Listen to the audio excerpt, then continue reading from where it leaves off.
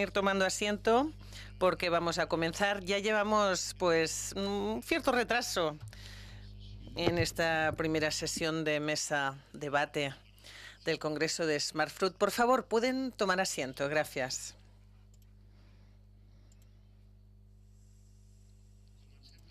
Comenzamos pues esta primera sesión. Como se ha comentado por parte de la organización, corresponde al manzano. Y pues primero comentar el nuevo formato que ha organizado el Congreso en la edición de este año. Las ponencias se distribuyen en 3 ejes diferenciados. Un primer eje, un primer bloque que se refiere a la investigación o de cariz más científico de 2 plagas que han sido seleccionadas para esta sesión, la Fidia y la Venturia.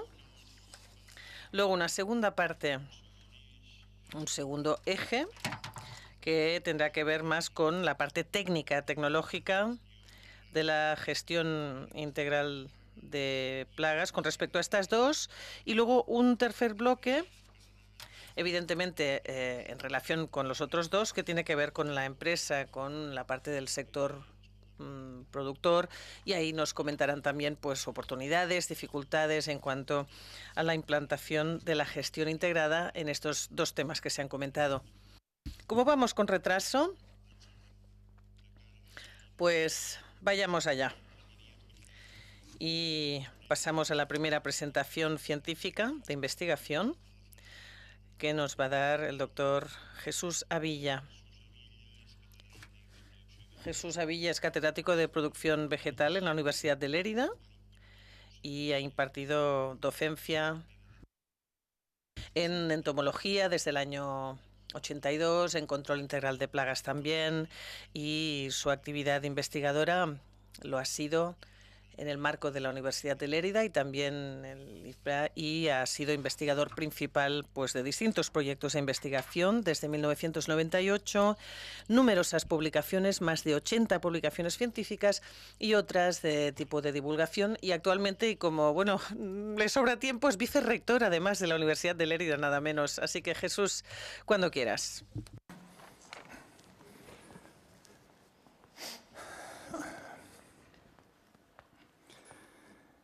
Bon dia a tothom, bon dia, senyor moderador, companys de la taula. És per mi un plaer.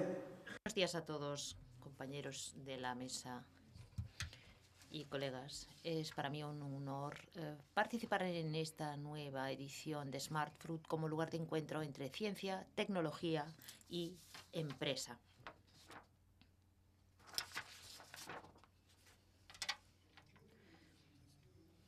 Es, o debería ser, espero, bueno, el objetivo es, en condicional podré poner si lo conseguiré o no, abrir unos cuantos temas del diálogo sobre una de las plagas más importantes de manzano peral, que es Cydia pomonella o Carpocapsa. En una presentación que he preparado conjuntamente con mi colega desde hace ya tiempo inmemorial, Dolors Bosch. Esta diapositiva o este esquema lo he presentado varias veces porque me gusta, aunque sea verlo rápidamente, resumir cómo en estos momentos el control de Carpocapsa lo tenemos que enfocar desde un punto de vista muy diferente a cómo lo enfocábamos cuando yo empecé a trabajar o incluso hace bastantes menos años. En este momento, Carpocapsa es una plaga tan importante y tan extendida que debemos considerar su control desde el punto de vista plurianual, no únicamente anual, en un ámbito de mediana o gran escala, combinando todas las medidas de control selectivas. E incluso me atrevo a decir, en este momento, después de algunos años, que esas medidas de control selectivas deben dar prioridad a la confusión sexual en sentido amplio, es decir, al uso de feromonas en el control de Carpocapsa, junto con las diferentes herramientas de toma de decisiones de que disponemos.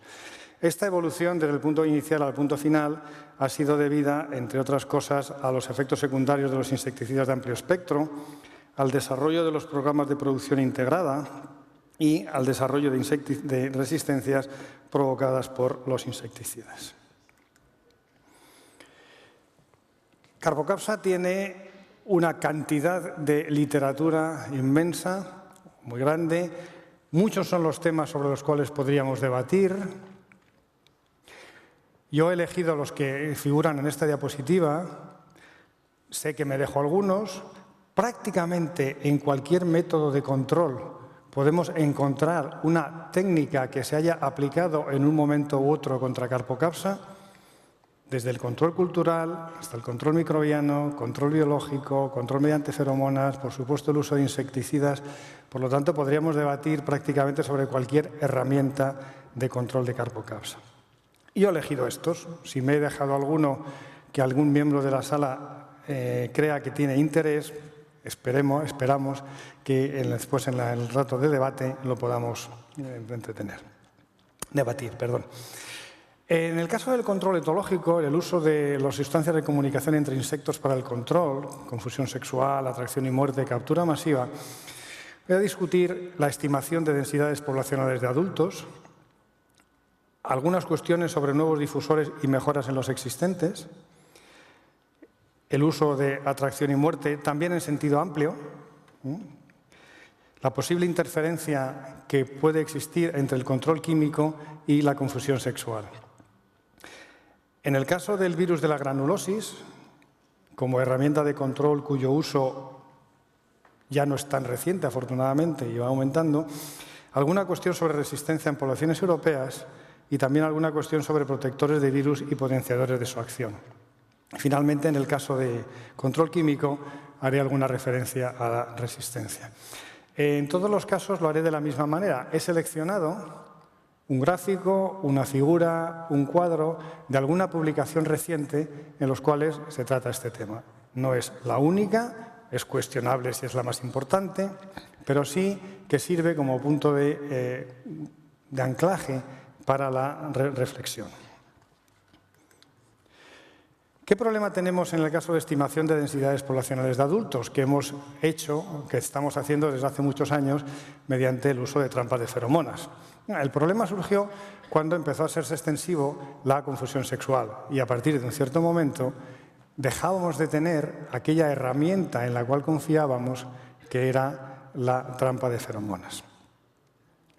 En primer lugar, se aumentó la carga del difusor y ahí, en un momento determinado, apareció el primer volátil, el primer atrayente de adultos que llegó a nivel comercial, que es el éster de pera. Y comenzamos a utilizar el éster de pera para muestrear la evolución de las poblaciones de adultos en campos con confusión sexual. Hay mucha literatura al respecto. Lo que refleja este gráfico en el eje de las IES es el número medio de capturas de adultos capturados en función del difusor que existía en la trampa de feromonas. En blanco, el combo, que es la mezcla del éster de pera y la feromona, la cordemona, el DA2313 en verde, que es el éster de pera solo, y las otras dos, que son la feromona. En los ensayos realizados en Argentina, en más de 100 parcelas, el éster de pera mostró un mayor número de capturas que las trampas de feromonas, que las trampas cebadas con feromonas. La situación no fue significativamente diferente en el caso de las manzanas que en el caso de las peras. Por lo tanto, teníamos una herramienta que era un poco mejor que la trampa de feromonas para estimar la evolución de la población de adultos. Y eso nos llevó a un problema de transferencia. El problema de transferencia es que cuando cambiamos la herramienta, tenemos que cambiar la percepción del agricultor y el uso del agricultor y el técnico hace de esa herramienta. Capturar más individuos en una parcela con una trampa que con otra no quiere decir que en esa parcela haya más o menos individuos. Solo quiere decir que estamos capturando un porcentaje mayor o menor de los individuos que existen. Y por lo tanto debemos ser capaces de readaptar nuestra percepción de los umbrales de intervención, de nuestros umbrales de tolerancia. En un primer momento se fue relativamente optimista cuando se vio que el éster de pera también capturaba hembras. Y llegamos a pensar que teníamos una herramienta para también seguir la evolución de las poblaciones de adultos hembras. Al final no es así, sí que capturan hembras, como muestra esta diapositiva. Se ve que en el combo se capturan algunas hembras, pero en cualquier caso muchos menos que machos.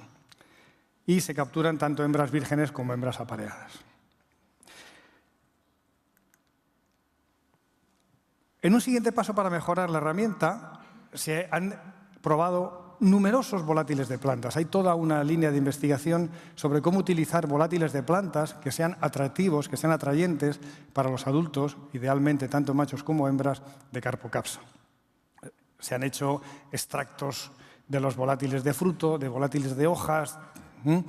Aquí he seleccionado este, en el cual es un cuadro que muestra el número de capturas de Carpocapsa cuando el cebo es la feromona, pH, el éster de pera, PE, la mezcla de los dos, el éster de pera con ácido acético y el éster de pera con la feromona con el ácido acético.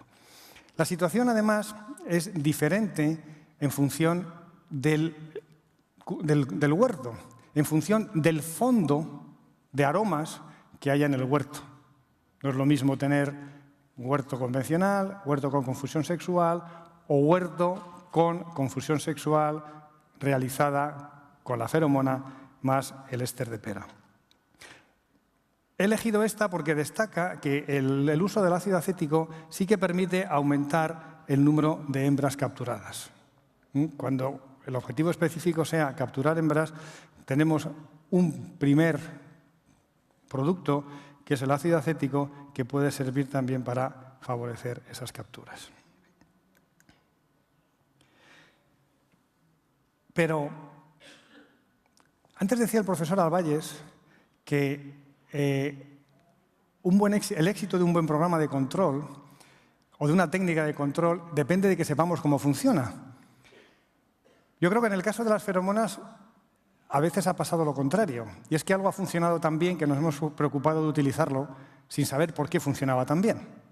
Y para mí la confusión sexual es un ejemplo de esto. Seguimos sin saber muy bien cómo funciona la confusión sexual, como después también explicaré. Y esto viene a cuento de lo que muestra este gráfico. Este gráfico muestra la respuesta,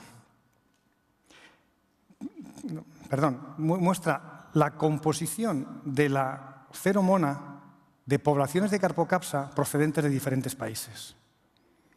Estamos acostumbrados a hablar de la feromona de Carpocapsa como un compuesto único, como la codlemona. No es cierto. Es una mezcla de volátiles, una mezcla de compuestos. Hasta 6.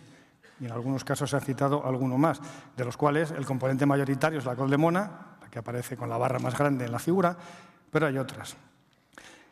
La composición de la feromona medida en las glándulas de las hembras en poblaciones de Canadá, Italia y España no es exactamente la misma, es ligeramente diferente. Eso hace que en determinadas ocasiones el éxito de un sistema de la confusión dependa de la población con la que estemos tratando. En el caso de Carpocapsa no es tan importante porque utilizamos básicamente la codlemona, básicamente el componente mayoritario. Pero como después introduciré también, este hecho puede ser un elemento de riesgo en el desarrollo de resistencias a la confusión sexual. Puede ser un elemento de riesgo si utilizamos una determinada mezcla feromonal y simultáneamente, por lo tanto, estamos seleccionando aquellas razas que tengan una mezcla feromonal diferente. También se ha intentado en algunos casos aumentar de manera extraordinaria la carga del difusor. Pero eso no es sinónimo de éxito, como muestra este gráfico, en el cual se observa que el número de capturas por trampa y día, en el eje de las IES, no aumenta con la carga del difusor en el eje de las X, en ensayos de campo realizados recientemente, sino que incluso disminuye.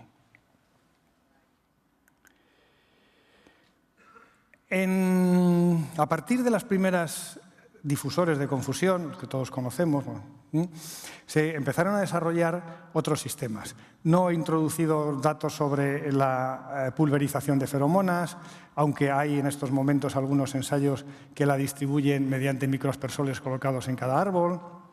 Nuevas tendencias, como por ejemplo la disminución en la cantidad de...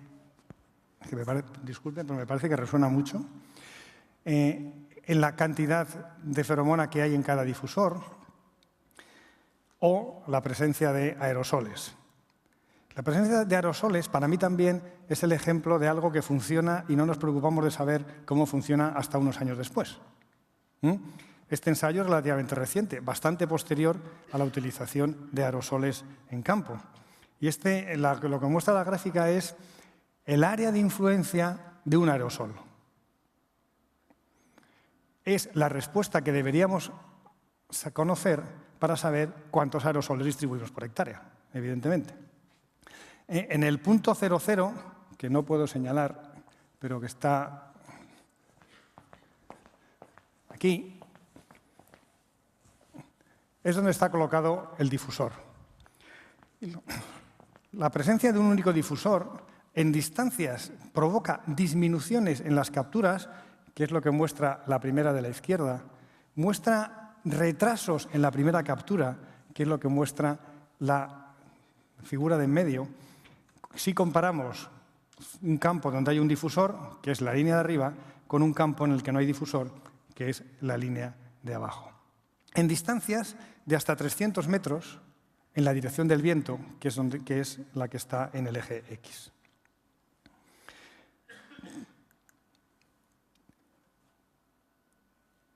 Por otro lado, no se habían hecho tampoco hasta muy recientemente estudios de cuál era la densidad óptima de aerosoles. Y este estudio muestra el porcentaje de disminución de las capturas en función de la superficie de dispensores por hectárea, desde 0 hasta 15. Incluso en el caso de 15 difusores por hectárea no se consigue una disminución del 100% en el número de capturas, lo cual es el primer ejemplo también que demuestra que el funcionamiento de los aerosoles es mediante un mecanismo competitivo. Los aerosoles compiten con las hembras que llaman, no enmascaran la llamada de las hembras.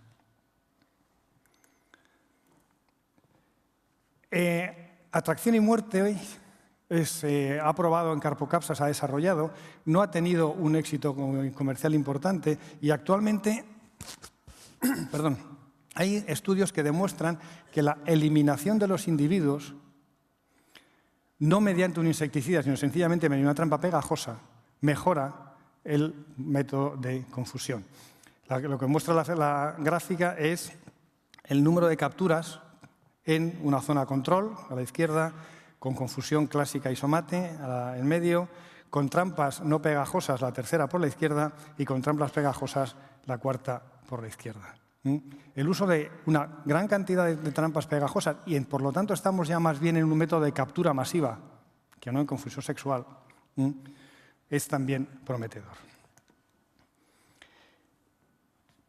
Ya que estamos integrando todos los diferentes métodos de control, es fundamental conocer qué posibles efectos tienen las dosis subletales de los insecticidas que aplicamos sobre el control, sobre la confusión sexual. Efecto que depende de la influencia de los efectos de los insecticidas a dosis subletales. ¿Sobre qué? Sobre la cantidad de la feromona emitida por la hembra, que se ha demostrado, sobre los cambios en el comportamiento de la hembra, sobre los cambios en el comportamiento del macho, la disminución en la capacidad de detectar la feromona, por ejemplo, o alteraciones en el funcionamiento de las neuronas que detectan los volátiles. Es un campo de investigación muy novedoso y, de hecho, acabamos de iniciar una tesis doctoral en nuestro laboratorio sobre este asunto. Hay datos que demuestran que, efectivamente, la exposición, por ejemplo, a metoxifenocida, en este caso, disminuye la capacidad de las antenas de machos y hembras de Carpocapsa de responder a la feromona. El granulovirus, del cual hemos oído los que ya tenemos una cierta edad que era imposible que los insectos desarrollaran resistencias a él. Los insectos han demostrado que son capaces de desarrollar resistencias a todo, tienen una plasticidad tan inmensa que como grupo son capaces. Este es el resultado de uno de los primeros ensayos que hubo para demostrar la resistencia de poblaciones de Carpocapsa a granulovirus. Eso ha provocado el desarrollo de cepas de granulovirus eficaces contra las poblaciones resistentes. El uso de potenciadores de la alimentación dentro de las formulaciones de granulovirus es un tema que también puede ayudar, ayudar al éxito del control, y aquí hay el resultado de unos ensayos que muestran cómo la adición de determinadas levaduras y de azúcar aumenta la alimentación y, por lo tanto, la mortalidad de las larvas de Carpocapsa. Finalmente, en el tema de resistencia, un tema también muy amplio, es evidente que cualquiera de estos temas, así como cualquier de los temas que trata el ponente, cualquier ponente puede dar para un par de horas de conferencia. El tema de la resistencia, en el caso de las poblaciones españolas, no hemos demostrado que esté muy extendido. Sí que hay poblaciones resistentes, por supuesto. La población que aquí aparece etiquetada bajo el nombre de Puigverd, pues tiene un ratio de resistencia contra el lambda-cialotrin de 871 veces. Eso sí es un problema de resistencia, pero es que es un caso de toda la gran cantidad de poblaciones que hemos analizado. Por lo tanto, no debemos olvidar que es una cuestión, pero tampoco debemos pensar que un uso adecuado de un programa de control integrado de plagas que combine todas las herramientas de control que tenemos a nuestra disposición no va a ser capaz de evitar el problema. Muchas gracias por su atención.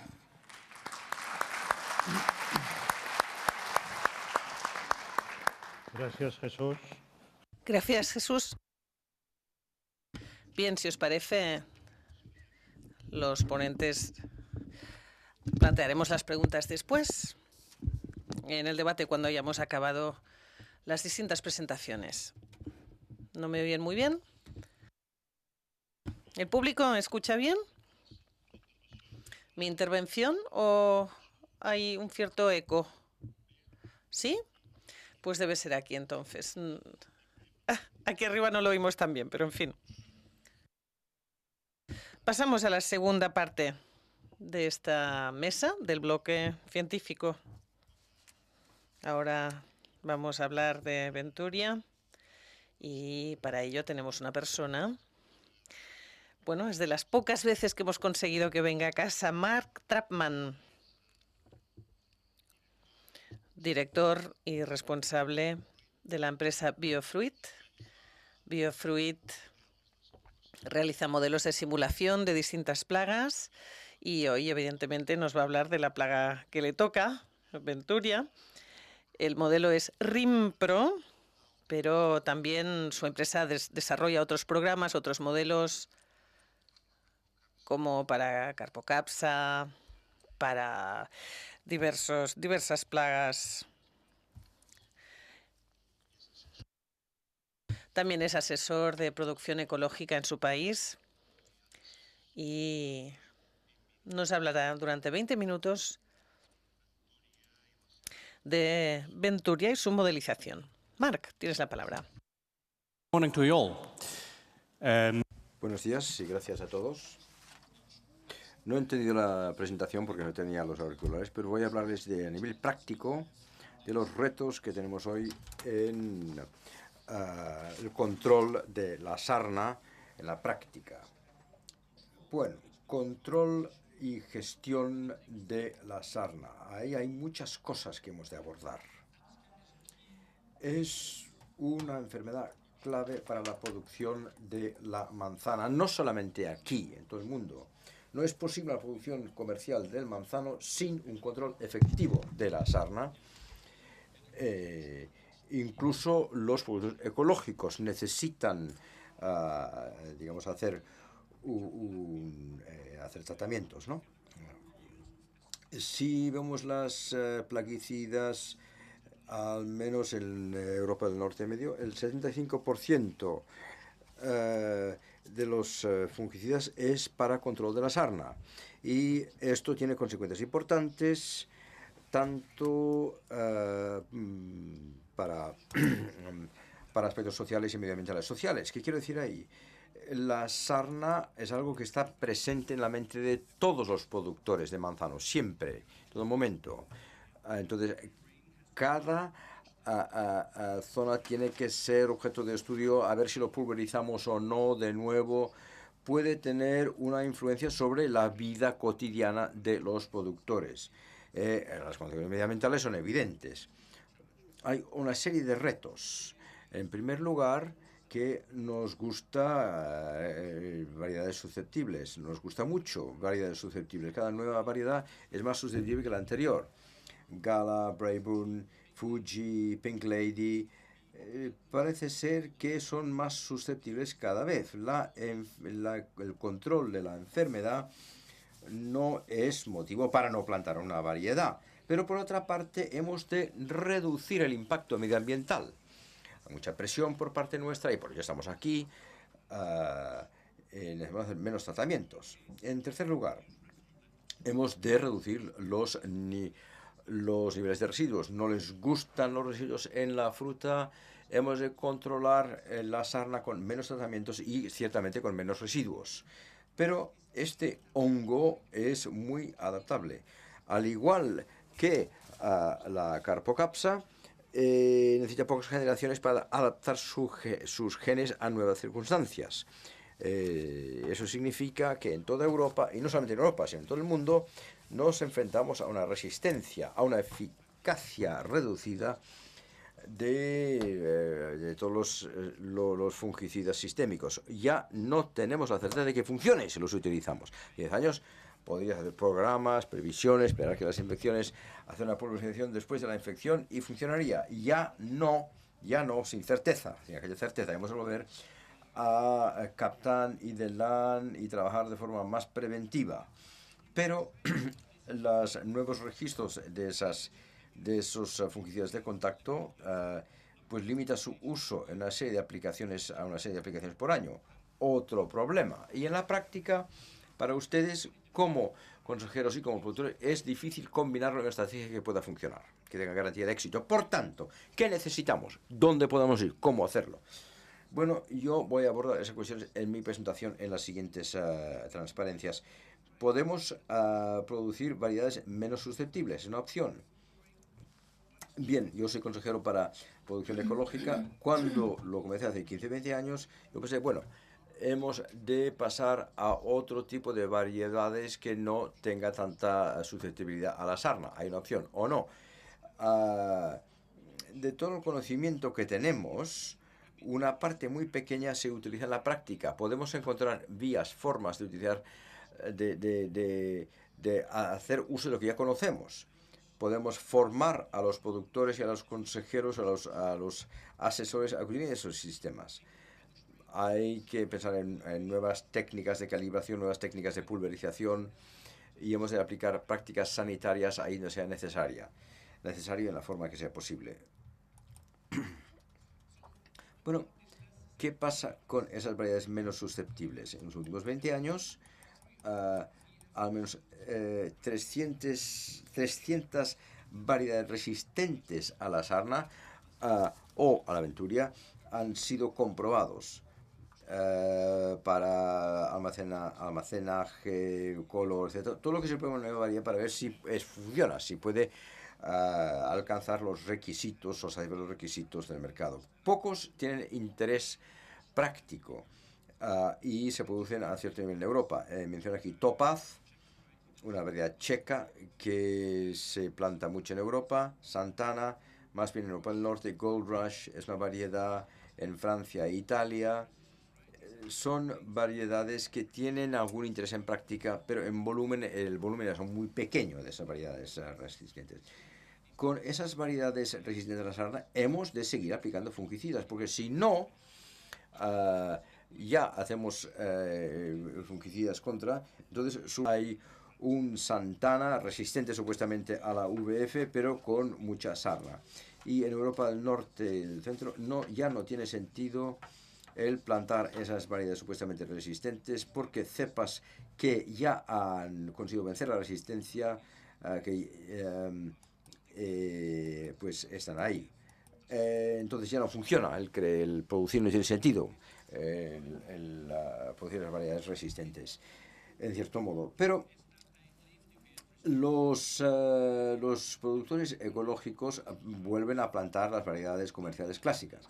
En Países Bajos, por ejemplo, nuestros vuelven a plantar Elstar, Jonagold. En Bélgica, en Italia y Austria plantan Gala, Braeburn, Fuji, lo que normalmente se planta como un productor GIP. Entonces, esas nuevas variedades, yo no veo ninguna variedad resistente que pueda sustituir a nuestras variedades principales. O sea que la ruta de las variedades supuestamente resistentes no tiene mucho sentido. Sistemas de apoyo. Hay mucha información sobre sarna que es útil. Aquí a la izquierda ven ustedes un documento de Mills. Todos habla de las curvas de Mills, de los cuadros de Mills. A la izquierda está el documento de Mills, 3 páginas. No es un documento académico, es un boletín que él escribió para sus productores. Al final de la Segunda Guerra Mundial, 3 páginas, una gráfica, pocos ejemplos. Y esto cambió el mundo, en cierto modo, el mundo del manzano.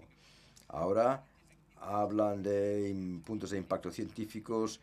Es muy importante tener puntos de impacto. Bueno, eso no es la producción científica y tuvo mucho impacto en el control de sarna. El más importante, todos allá en el 44. 50 años más tarde, ¿qué pasa? A la derecha ven ustedes el libro que Bill Mahardy escribió. 500 páginas sobre la sarna del manzano. Es bien gordo y desde luego se deja muchas cosas en el tintero. Nadie puede leer todo ese libro, entenderlo y ejecutarlo en su práctica cotidiana, tomar decisiones. Pulverizo o no. Toda esa información lo podemos poner en modelos, es una posibilidad.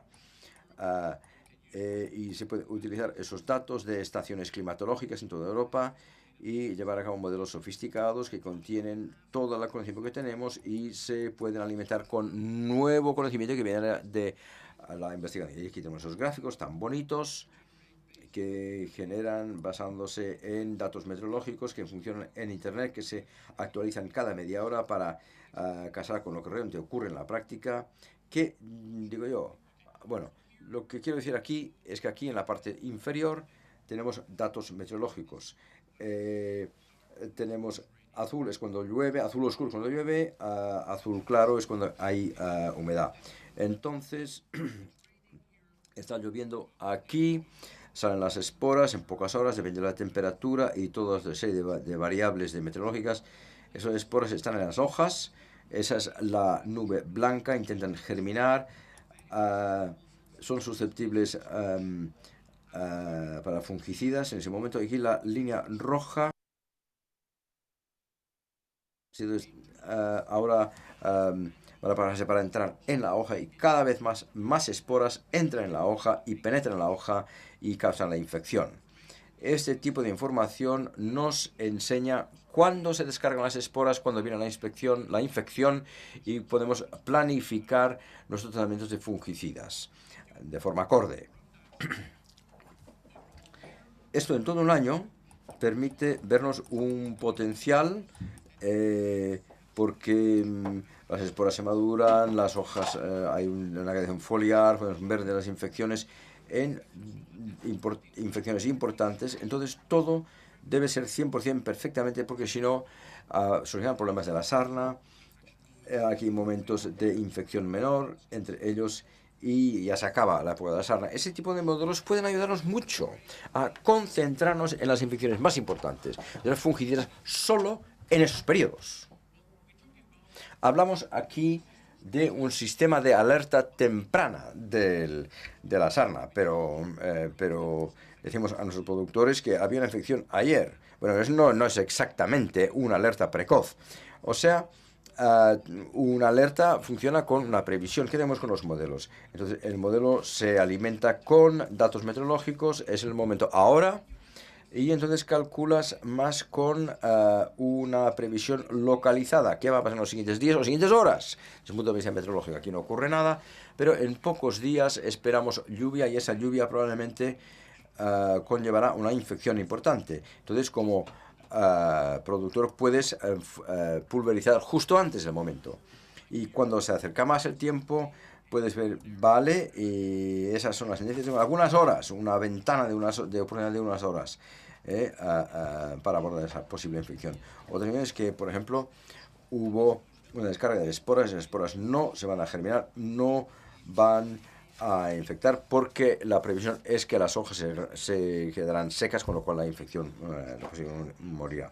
Con lo cual, toda la información que tenemos de sarna en modelos con la interfaz bonita que se puede utilizar por parte de los productores a nivel local. Yo hablaba digamos, puntos de control meteorológico, pero ya no hablaré, de aquí a unos años ya no habrá, digamos, estaciones meteorológicas en cultivos, en huertos. No, tendremos datos de alta precisión que vienen de satélites. En Canadá, por ejemplo, tiene un sistema de predicción de alta resolución que nos da datos cada 30 minutos en Canadá, basado en satélites y radar. Tienen una especie de malla de 2,5 kilómetros, es mucho más detallado que lo que tenemos en nuestras estaciones meteorológicas, pequeñas estaciones meteorológicas, en nuestros huertos. La previsión se actualiza cada 6 horas, pero lo que han hecho en esos años van a intervalos de 15 minutos de previsión y tienen una malla de 200 metros. En el futuro podemos hacer simulaciones de situaciones para cada huerto que nos interese. Es algo que funciona, que parece un poco limitado, como Star Trek, pero eso seguro que de aquí 5 años eso es lo que vamos a estar haciendo. O sea, no previsión, sino ahora. Una previsión ahora, inmediata.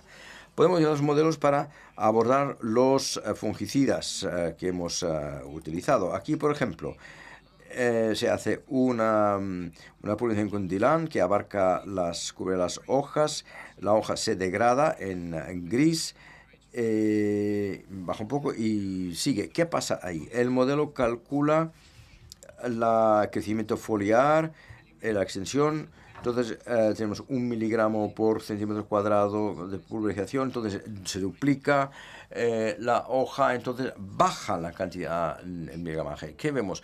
Una dilución a causa del crecimiento y expansión foliar, aquí baja, porque llovía, parte del fungicida desaparece, se queda lavado, desarrolla la infección y tenemos este nivel de fungicida solo. Y ahora, ¿es suficiente o no? Habrá que pensarlo. Reflexión sobre ello. Tenemos otra infección y ahora el nivel es mucho más bajo de fungicida. Probablemente no es suficiente y luego no es suficiente para esta enorme infección que está ahí en el alero. No tenemos tiempo de abundar en detalle, pero esas es como las cosas funcionan. Claro, los modelos pueden procesar lo que entendemos y darnos la información rápidamente. Tenemos de interpretarlo. En esa interpretación hay mucho más de lo que nos da el modelo. En una situación de huerto, para decir si tratas o no tratas, entonces hay otras cosas en que entran en juego. Aquí, por ejemplo, 3 tipos de variedades. Estamos hablando de una variedad de alta susceptibilidad, baja o media susceptibilidad. Eso también entra en juego. Otra cosa es como la presión del año pasado de la sarna. ¿Tuve o no tuve sarna? ¿Mucha o poca el año pasado? Eso conlleva la situación que puede variar de un huerto a otro y se incluye en la matriz de decisiones que hay que tomar. Si hablamos de variedades poco susceptibles, tenemos poca sarna el año pasado, entonces algo va mal ese año y, uy, aquí pasa algo. Si vamos al otro lado y tenemos una susceptibilidad alta, una variedad de susceptibilidad alta y hubo mucha sarna el año pasado, entonces el riesgo de que pase algo este año es de alto a extremo. Eso ocurre en cada año. Tienes los huertos, tienes una zona donde hay sarna, haces lo mismo el año que viene y te encuentras que vuelve a haber sarna en el mismo bloque. No significa eso que el trabajo que hiciste no fue bueno, pero la presión era más alta en esa zona donde hubo mucha sarna en el pasado. Esas situaciones extremas con una presión alta y la variedad susceptible, no solo te puedes basar en tratamientos de fungicidas, la presión es demasiado elevada. Puede haber pulverización de fungicida que tenga una efectividad del 90-95%. El 5% de las esporas no mueren a causa de los fungicidas. Si tienes una presión baja de sarna, es el número de esporas que no perecen, pues causa un punto allí o allá o allá. Pero si hay una presión alta, ese 5% pues causa mucha sarna. No puede ser. Y no puedes llegar más allá de esa efectividad del 90-95%. Hay que recogerse el magín y otra forma. ¿Qué hacemos? ¿Qué se puede hacer? Es un saneamiento. Es una máquina muy bonita, no tiene que ser tan bonita como esa, pero es una máquina que tras el invierno elimina las hojas, como si fuera una especie de máquina que sea como para quitar los restos de poda, de hojas, etcétera. Es una máquina experimental, pero todo lo que se puede para mejorar la degradación de hojas ayuda a reducir la presión de la sarna, que viene de las hojas que sobreviven al invierno. Aquí con esa máquina todas las hojas desaparecen y aquí aún están las hojas en esa imagen.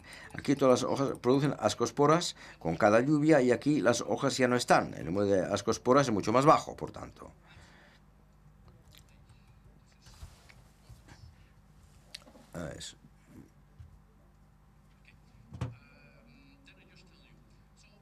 Bien, es mucho más fácil quitar 60 hasta 80% de las hojas, pero el efecto es que con cada lluvia primaveral se produce un 70% de las esporas. Con cada lluvia, tormenta de lluvia en primavera, es como si aplicaras un fungicida de un 70%. El saneamiento siempre funciona, siempre es bueno, siempre ayuda a mejorar las situaciones.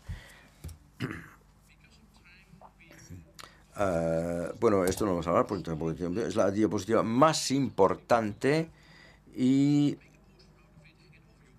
esto tendría que colocarlo en su despacho. Es muy importante, no tenemos tiempo de abordarlo, por desgracia, pero hablaré algo de técnicas de fumigación o de pulverización. Cuando queremos tratar con un producto, ese producto tiene que llegar a la hoja. Y entonces la técnica de pulverización es fundamental en el control de sarna. Con esos aspiradores tradicionales, esos pulverizadores tradicionales, nunca podrás distribuir de forma uniforme el fungicida. Personas que hacen investigación dicen que al menos hay una diferencia en 10% y un 15%, del orden de 10 a 15, entre la hoja mejor cubierta y la menos cubierta. O sea que hay un porcentaje que nunca se acaba. Necesitamos mejores técnicas de pulverización. Hemos de hacer pruebas con todo tipo de banco de pruebas para ver cómo la distribución del líquido o del aire debe ser para cubrir de forma uniforme todas las hojas del árbol. Es un elemento clave de la GIP en el huerto. La guisa de conclusión. Necesitamos sistemas de apoyo a la decisión. DSS en inglés. Sistemas de apoyo a la decisión. Cuándo y cuándo no pulverizar. Formar a los asesores y los productores. Hay ayuda, pero muchas personas no saben cómo aplicarlas. Hemos de probar y adaptar el equipo de pulverización para usar menos fungicida y que los resultados no se disminuyan. Saneamiento es importante en huertos de alta presión, huertos que están en riesgo, si no fracasaremos, y necesitamos que haya cooperación internacional para desarrollar estrategias. Hay muchas personas en Europa tienen ideas y hemos de compartir esas ideas para que las coman. Bien, muchas gracias por la atención.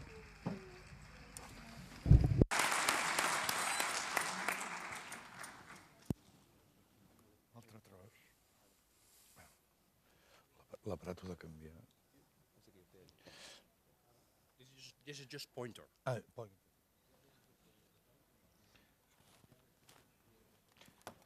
Solucionat el tema micro, donem per acabat aquest primer bloc que, com comentàvem, abordava la part científica. I ens anem ara pel segon, que contempla la part més tecnològica i tècnica, no? I parlar en referència a les mateixes problemàtiques, les estratègies per controlar-lo, els reptes que representen i tal. En primer lloc, en Lluís Batllori.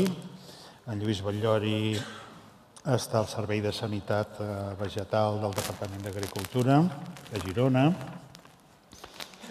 Des de l'any 83 està desenvolupant la seva tasca en aquest lloc. Ha estat professor també a l'Escola Politècnica de Girona, al de la seva universitat. Ha gestionat l'estació d'avisos des de l'any 83, posant a punt les xarxes de seguiment de plagues i malalties. Ha treballat amb els temes de la gestió integrada de plagues, director de la Comissió Tècnica de Fruiters de Llavor d'aquest tipus de producció i forma part del projecte Fruitnet des de l'any 2011. Lluís, 20 minutets. Gràcies.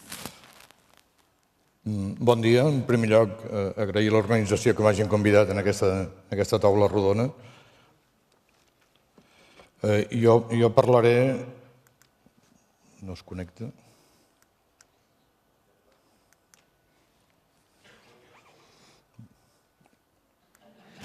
Tu no. L'organització... Ara, perfecte, gràcies.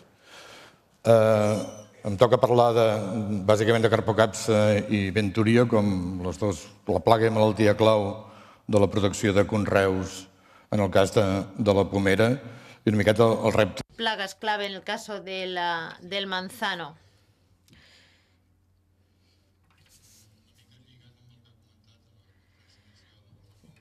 Al hilo de lo que decía el señor Albages al principio, las plagas del manzano a las que nos tenemos que enfrentar son todas estas.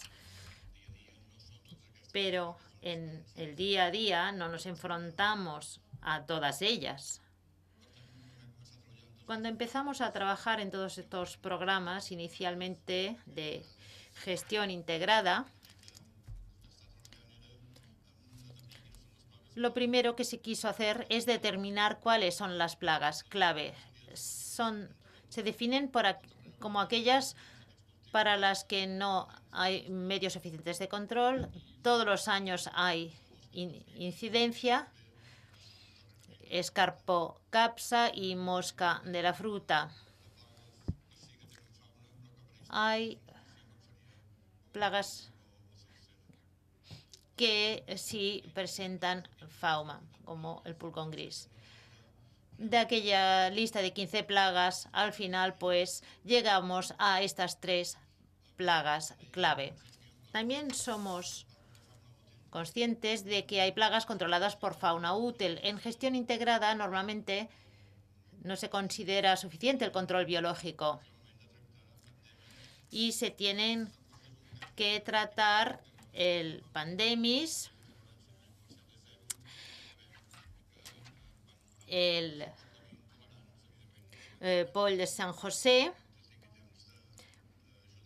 y el pulgón lanoso, que ocasionalmente puede presentar algún problema. Por último, hay plagas donde control biológico suficiente. El control biológico es frecuente, aunque ocasionalmente por algún motivo en alguna plantación a veces hay que dedicar alguna atención a estas plagas. Como decía Albages, la fauna útil autóctona con potencial para el control, y me refiero a la zona de Cataluña, en la zona mediterránea en general hay otros antagonistas. En Cataluña hay una cantidad suficiente de fauna útil. En IPM se trata siempre de hallar estrategias de control para el control de plagas clave que respete al máximo la fauna útil. Para ello, dividimos el periodo vegetativo del manzano en 4 fases. La parada invernal, antes de la floración, primavera, verano y precosecha. Cada fase, cada etapa tiene características propias que determinan las medidas a aplicar. A partir de las guías de gestión integrada o producción integrada de plagas, se ha establecido una estrategia global. Estoy de acuerdo con Albages que estas guías están muy bien, pero que adolecen de esa falta de una visión holística de gestión del cultivo. Cuando se habla de estrategia, hay una ficha por plaga, pero no hay una interconexión entre todo. Y nosotros, como asesores en las parcelas, tenemos la tarea de combinar una estrategia común. Esta estrategia, en el caso del oidio, incluiría un tratamiento preventivo. Para el moteado hay un tratamiento clásico, F3, y luego a través de modelos de previsión tendremos que determinar si se trata o no.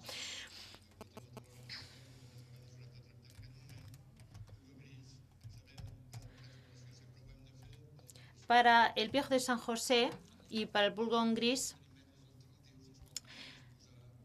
hay métodos alternativos de los que disponemos con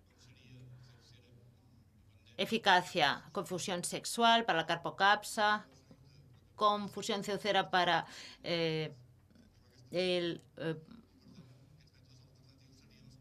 pulgón gris, y en prefloración podemos actuar contra la araña roja y pulgones y pandemis. En cada plantación, a partir de aquí, favoreceríamos el control biológico para no recurrir a fitosanitarios. Así pues, aplicamos un esquema que lo vincula todo y lo relaciona todo. Ahora hablemos de los productos a utilizar. En este periodo no hay fruta en el de prefloración, no hay fruta en el árbol. Un producto con menor efectos secundarios será el mejor, pero si hay que escoger algún producto, pues será esta la etapa preferida.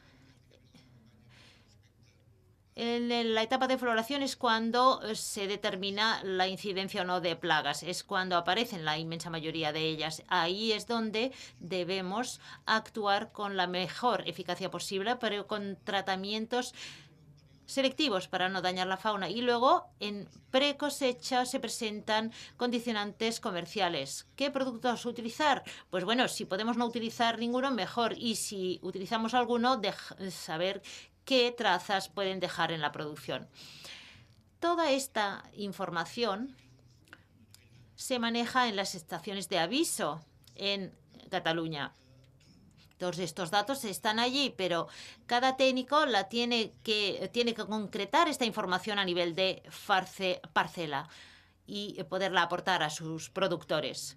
Ahora me referiré a qué dice la IPM para la carpocapsa y para el moteado. Esta es la guía oficial. Ya he comentado que hay un cuadro de estrategias. Se habla del seguimiento y riesgo en el cultivo, medidas de prevención, umbrales de intervención, medidas alternativas o tratamientos químicos. Cada ficha consta de unas fotografías para situarse, luego una descripción del ciclo biológico de la plaga, su biología, y luego medidas concretas para gestionar dicha plaga con criterios de IPM, de gestión integrada. Ahora pasaré rápidamente. Quisiera comentar, eso sí, que las guías han sido elaboradas con los técnicos de sanidad vegetal de todas las comunidades autónomas de España que trabajamos con frutales. El periodo crítico para la plaga tiene una serie de etapas, depende de las generaciones. Luego hay medidas de seguimiento que se pueden hacer a partir de las trampas de feromonas sexuales o cairomonas, cuando se trabaja con confusión sexual. No he podido escuchar bien la intervención del señor Avilla desde aquí arriba, desde la mesa, porque no se oía. Pero uno de los hándicaps con el uso de feromonas es que antes estábamos acostumbrados a ver muy marcadas las poblaciones, pero ahora trabajamos con confusión sexual y hemos perdido los mapas de navegación, y eso nos dificulta la toma de decisiones en las plantaciones. A partir de la detección y seguimiento se presentan unas modelizaciones aquí, las de RuralCat, sobre el inicio del vuelo y la fórmula típica de grados día para decir cuál es el momento óptimo para intervenir. Detección y seguimiento que se pueden efectuar de forma muy precisa, contando los frutos, pero esto tiene un coste elevado en términos de horas de trabajo. Y la otra manera tradicional desde hace 30 años es trabajar con feromonas. Ya he dicho que actualmente las feromonas no nos garantizan lo mismo que antes. Aquí vemos capturas en las generaciones 1, 2 y 3. En la primera, 2, 3 a la semana, y en segunda y tercera, 1, 2 a la semana, con los correspondientes daños. Esta es una finca de intervención en la primera generación y luego en segunda y tercera, no trabajando con confusión. Estrategia. Es universal, diría yo. Si se superan los umbrales, lo importante es actuar en la primera generación para evitar tratar en la segunda y tercera. Los productos o larvicidas a 60 grados día o 90 grados día. Si se superan los umbrales en segunda y tercera generación, aplicar los tratamientos a los 6-8 días. Y si es necesario tratar inmediatamente. Productos, hay muchos. Algunos han desarrollado resistencias. Aquí hay los autorizados en producción ecológica y a la derecha otros, entre los que destacan las espirotrinas, que desde el punto de vista de la IPM no están muy aconsejados en principio. Resistencias. Comentar, como ha dicho el señor Avilla, que hay productos en todos los grupos y, por lo tanto, una gestión cuidadosa en la forma de intervención y uso de los productos permiten evitarlos. Pero si trabajamos con confusión, los productos son pocos y la posibilidad de generar resistencias cada vez es menor. A título de ejemplo, quisiera ver lo que ha ocurrido en Gerona este año. Son valoraciones sobre 1.792 hectáreas, un número significativo. Se trata del programa FruitNet de gestión integrada de plagas. Como vemos, trabajando con confusión, el promedio de insecticidas ha sido del 1,2 tratamientos al año. Si podemos controlar la plaga con confusión junto con insecticidas, se reduce la resistencia. Aquí se pueden apreciar que estas trampas de feromona nos provocan el problema que evocaba antes de falta de seguridad en los resultados.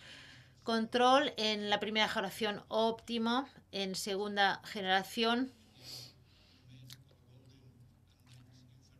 Y solo con la Golden daños inferiores al 0,5% con un 1% de las plantaciones y en otros casos superiores a las 0,5% en un 1% de las plantaciones. En cuanto al moteado, también aquí hay una ficha en la guía. No entraré en detalles. Traman nos ha explicado la evolución de la enfermedad. Hay el cuadro de estrategia, seguimiento, estimación del riesgo, medidas de saneamiento, como decía el señor Trapman, umbral de intervención. En este caso, el umbral no está fijado, a no ser que utilicemos modelos de predicción y recomendación. Recomendación fundamental, uso de estos modelos. Desde 1977 tenemos una modelización del moteado. Se basa en un tratamiento preventivo en C3 y stops o curativos según las indicaciones de riesgo.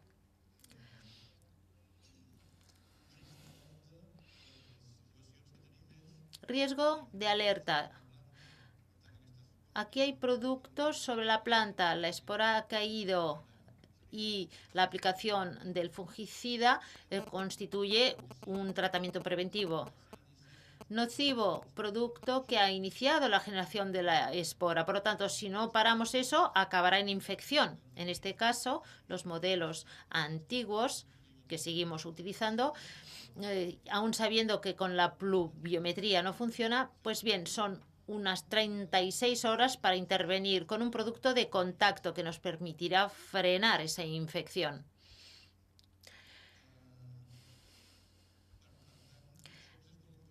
Y esto, por lo tanto, es muy importante. Trabajando así, podemos aplicar fungicidas de contacto y eso nos remite al tema de la resistencia.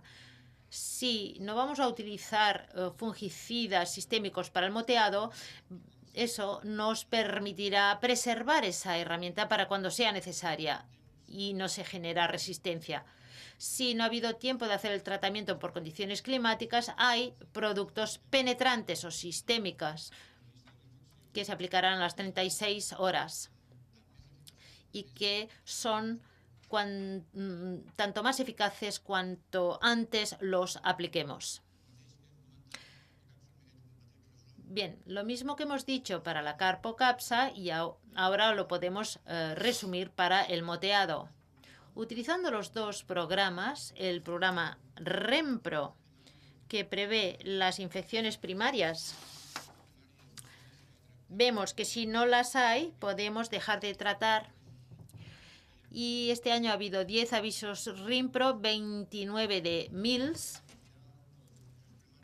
Al final de las infecciones primarias, alrededor del 70% de las parcelas no presentaban moteados y así pues no se han podido dejar de tratar. En cuanto a resultados, el número de tratamientos con respecto a 10 infecciones presentan una media de 13 tratamientos. Esto significa que en el 70% de los campos solo se han hecho 10-12 aplicaciones. En otros, donde había daños, ha habido que hacer otras aplicaciones. Y eso para 1.800 hectáreas, 13 tratamientos, bueno, pues nos parece unos resultados aceptables. Productos, son muchos y muy diversos. Si los gestionamos bien, no tendremos problemas. Y ahora llego al final. Directiva de uso sostenible. Su objetivo es la reducción de los riesgos para la salud humana y el medio ambiente con el fomento de la gestión integrada y técnicas alternativas a los químicos. En este sentido, creemos que los objetivos pues cuadran con los resultados que hemos presentado. Y como decía el señor Fonseca, hay que comunicar estos avances al sector de los consumidores. Y para ello no hay que explicar gran cosa. Veamos los resultados. Sobre 103 muestras analizadas salen todas estas materias activas, pero todas ellas están alrededor de un 5-7% por debajo del límite de detección. Una prueba fehaciente de que algo funciona es esto. Por un lado, no ha habido daños en la producción y por otro, se ha conseguido una reducción de los residuos en el momento de la cosecha del 95% con respecto al límite legal, con un 61% prácticamente de plantaciones que presentan una reducción de los residuos del 90%. Solo queda un 15% de la producción en que los residuos han superado ligeramente o no se han podido reducir más allá del 90%. Pero se han acercado mucho. Así pues, esto demuestra que todo este trabajo se traduce en resultados. Se refleja en términos de calidad, entendida también como seguridad alimentaria. Y quiero acabar agradeciendo a las empresas que han impulsado la introducción de las mejores tecnologías, las más innovadoras, y también a todas las personas que han hecho posible todo ello, sobre todo esas personas que tienen que tomar decisiones en el terreno día a día y tienen que efectuar el seguimiento de las plagas y enfermedades. empresas y técnicos también que nos han proporcionado las informaciones, los datos necesarios para poder presentar ante ustedes los resúmenes de la efectividad de estas medidas. Muchas gracias. Bé, i finalment, doncs... Bien, finalmente pasamos al último bloque de la serie de esta sesión y justamente la parte más novedosa de este año es la parte de la empresa, la parte del sector. Y bueno, se ha hablado repetidas veces esta mañana de la toma de decisiones en las empresas y justamente ahí están para tomar decisiones y Venanci Grau seguro que nos explicará pues más de una decisión. Venanci Grau es presidente del Consejo Regulador de la IGP Poma de Girona, Manzana de Gerona, diplomado en Ciencias Empresariales por la Universidad de Gerona y máster en Dirección de Empresas. Es director de la empresa de frutas Serrater, presidente de la empresa Costa Brava Fruticultores, de la Asociación de Fruticultores de Gerona y miembro de Fruit Futur y Afrucat y Más Badia. Pues tienes la palabra, Venanci. Gracias. En primer lugar, quiero dar las gracias a los organizadores del Congreso, ya que en un ámbito del nivel técnico que hay en esta sala, me parece fantástico que permitan a un productor hablar. Muy positivo, pero quizá también podré generar controversias que sean útiles para el debate. Antes de entrar en el tema, quiero hacer un reconocimiento público con respecto a los ponentes que han hablado, no solo por sus contribuciones en sus presentaciones, que han sido fantásticas, pero especialmente los dos primeros han aportado al sector muchísimo en experimentación, en modelos y en áreas también en cuanto a residuos. Es decir, es una gestión integrada de plagas auténtica, que es de lo que vamos a hablar. A fin de cuentas, no sería de justicia si no reconociera el papel de Luis Batllori también en nuestras comarcas a la hora de pues implementar todo esto y ponerlo en práctica, que a veces es bueno, muy difícil, es heroico, como se constatará. Yo voy a hablar como productor de manzana en la zona de Gerona, pero también quiero tomar mi otra responsabilidad, que es la de presidente de la indicación geográfica protegida Manzana de Gerona. A veces hay que salir del manzano, ¿no? Y levantar la cabeza y ver pues por dónde va el mundo para explicar a otros productores pues cómo hacer las cosas. Entonces, no podría pasar por alto pues el tema de la gestión integral de plagas, como no, pero ya que se ha referido a dos plagas muy concretas, os voy a hablar brevemente de nuestra experiencia en nuestra zona de producción con estas plagas. ¿Cómo nos ha ido? Un poco de historia. Empezamos con Carpocapsa pues hasta el 2005. Tuvimos una aparición muy complicada de resistencias, realmente muchísima resistencia que con producto químico no resolvíamos. La cuestión era muy preocupante y más que eso, más que preocupante, hasta que llegó pues todo el tema de la confusión sexual, que aquí nos ha dado resultados excelentes. La carpocapsa ya no es un problema grave, pero sigue siendo un problema porque hay que tratarlo, claro está, y hay que ir pues con buffers y con isomate, pero en todo caso ya no es un problema, es otra circunstancia y es más llevadero, algo que, vamos controlando. Luego el moteado, pues históricamente se hacían tratamientos sistemáticos y, como decimos, había descontroles puntuales, íbamos un poco a piñón fijo, por así decirlo, hacíamos tratamientos sistemáticos pues para cubrir, no sabíamos muy bien qué, ahora ya se sabe más, pero en momentos oportunos e inoportunos un poco, pero prestábamos atención y a veces pues eso nos generaba ciertos problemas en cuanto a, pues claro, se nos escapaba la plaga.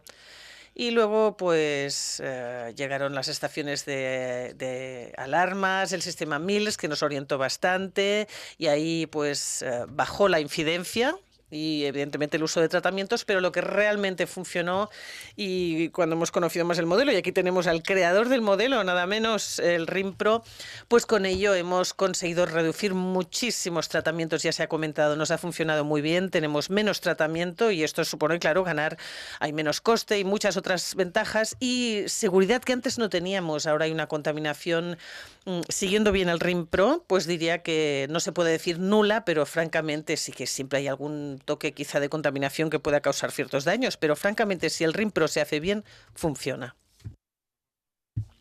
Permitidme, y ahora ya voy a hacer propaganda de lo nuestro. Veamos, vamos a hablar un poco de todas las sistemáticas que hemos ido introduciendo en la gestión integrada de plagas. Pues, ¿cuál ha sido nuestra metodología para aplicar estas prácticas en nuestros productores de esta manzana de Gerona, y a veces nos adelantamos, no porque vayamos por delante, pero porque teníamos una estructura organizativa que nos ha permitido ser muy rápidos. Aquí arriba tenéis la agrupación, estas 3 empresas, Girona Fruits, Empordà Costa Brava y Giro Poma, y en las 3 agrupa una totalidad de productores de esta denominación protegida. Son 80-85 productores de esta manzana de denominación de origen. Luego está la Fundación Mas Badia, una fundación muy importante. Josep María Pagés es su director, muy conectada con los técnicos de producción, con los técnicos que pertenecen a estas empresas. Entonces, a veces, y desde aquí arriba o desde aquí, la fundación, y aquí hay que reconocer que a veces no hemos desempeñado el papel lo bien que quisiéramos, pues hemos encontrado mejoras o necesidades de mejorar la gestión, ya sea en producción integrada, el FruitNet, o bien interpretación general de la gestión integrada de plagas, o rehacer certificaciones. Entonces, nuestra mecánica, ¿cuál es? Siempre la misma, encargarlo aquí a los técnicos que experimentalmente, junto con los técnicos de producción y todo el área, pues experimentan lo que queramos, pues no sé, producción integrada en su momento, el FruitNet en otro, cada circunstancia pues tiene sus necesidades. Siempre les hemos encargado a estas personas que lo experimenten y validen el proceso, y cuando han tenido el proceso validado, nos informan y luego nosotros realizamos una otra acción, una doble acción. Primero, de transmisión de conocimiento de lo que se ha experimentado, con bastantes posibilidades de éxito para con los productores. Y por otra parte, la opción estratégica de estas empresas es aplicar estos conocimientos o mejoras. Tenemos, por tanto, la suma, en primer lugar, de una técnica bien estudiada, bien comprobada y validada, y la obligatoriedad, y lo digo así, de aplicar estos métodos. Los productores no tienen otra opción, tienen que hacerlo porque les ha sido demostrado que esto funciona, y hay otros que les han dicho que es obligatorio que lo usen, y de esta manera se ha entrado mucho más rápidamente que en otras zonas geográficas con todas estas mejoras. Aquí tenemos un claro ejemplo. Cuando se aplicó el FruitNet, pues estos años estuvimos en parcelas demostrativas, de acuerdo con los técnicos de producción de las 3 empresas y los técnicos de la fundación, y cuando se validó el sistema, no fue un año, fueron 4, pues toda la producción de Gerona, de la manzana de denominación de origen, pues se aplicó esto y dio muy buen resultado. Al siguiente año ya no hay crecimiento porque no había más hectáreas, se había aplicado al 100%. Y en el resto del territorio, véanlo, se podía llegar a más, pero la aplicación, por tanto, fue total y absoluta, con un éxito rápido. Disculpo el hablar pues desde un punto de vista tan personal, pero es que estamos muy orgullosos y es una estructura que nos funciona, y por eso quería comentarlo.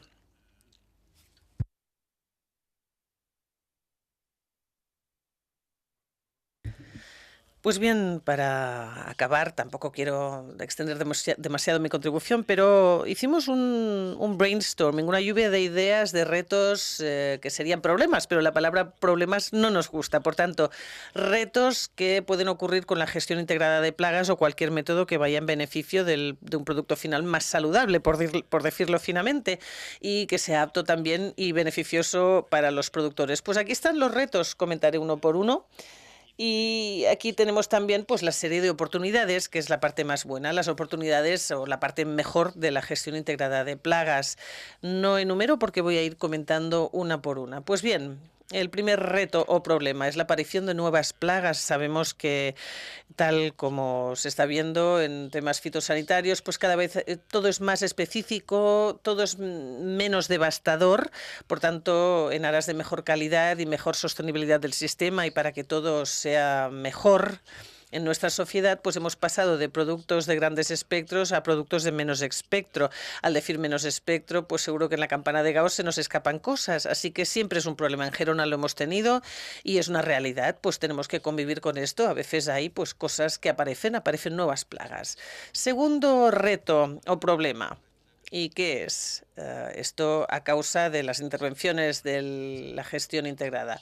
Claro, como antes no se conocía tanto el modo de funcionamiento de las plagas, y aquí hemos hablado de ello y de, bueno, en las intervenciones inaugurales, ¿no?, de cómo conocer, y me ha gustado esa idea que han comentado de conocer un poco la dinámica interna de la plaga y también los depredadores naturales, y saber mejor cómo funciona la plaga para poder saber cómo incidir mejor y cómo respetar el entorno, porque esa plaga es seminatural, claro.